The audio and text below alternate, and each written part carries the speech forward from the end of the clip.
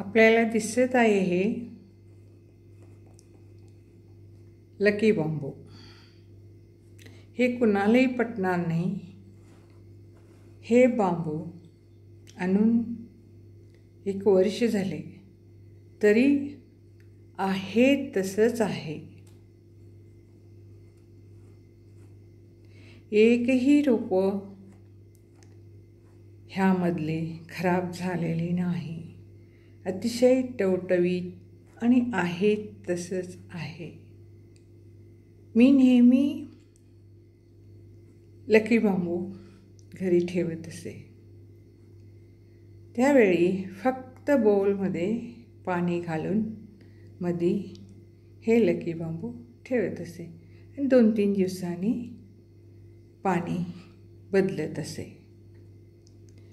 त्यावेळी 1 महिना झाले की एक रोप वाळून किंवा खराब होऊन शेवटी 1.5-2 महिन्यामध्ये निघून जायचे।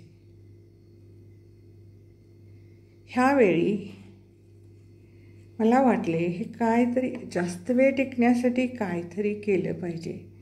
ह्यासाठी मी हे लकी बांबू आणल्या एक प्लास्टिक पिशवी घेऊन त्यामध्ये पाणी घालून लकी बांबू ठेवले व त्याला रबर बँड बांधून असं उलट केले आणि बाउलमध्ये ठेवून टाकले।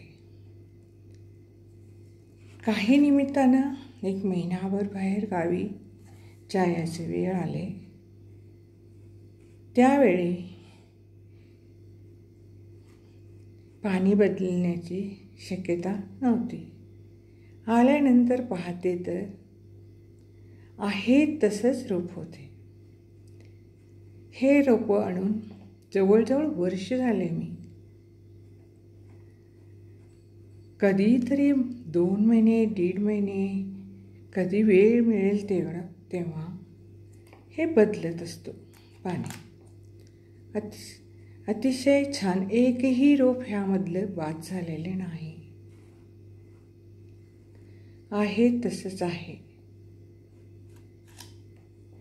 हे रोप ठेवून पाणी घालून काही शोसाठी सिंपल्या मोती वगैरे बोलमध्ये सोडले आणि आहे तसंच ठेवले। आत्ता जस्ट ह्याच्यामध्ये पाणी घातले।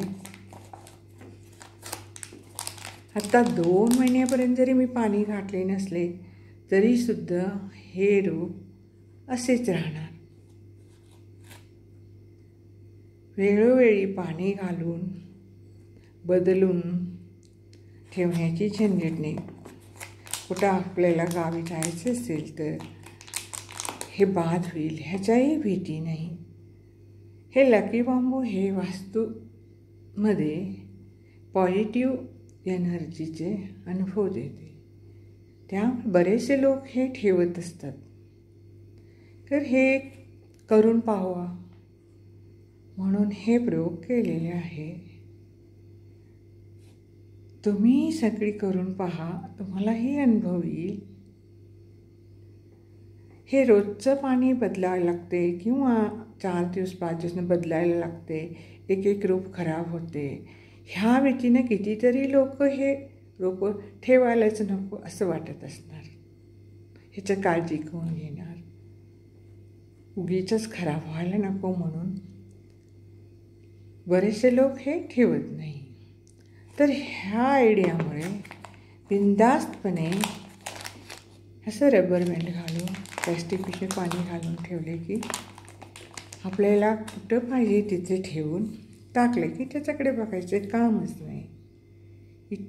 अतिशय छान टवटवीत झाड दिसत आहे। आताच ते मी 2 महिन्याने पाणी घातलेले आहे तरी काही झालेलं नाही। 1 वर्ष झाले।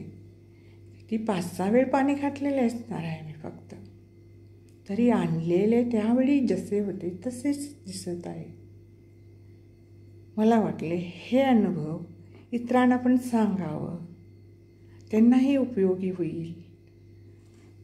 ते बी करून पाहतील. ह्या उद्देशानेच मी हे व्हिडिओ केलेला आहे. थँक्यू.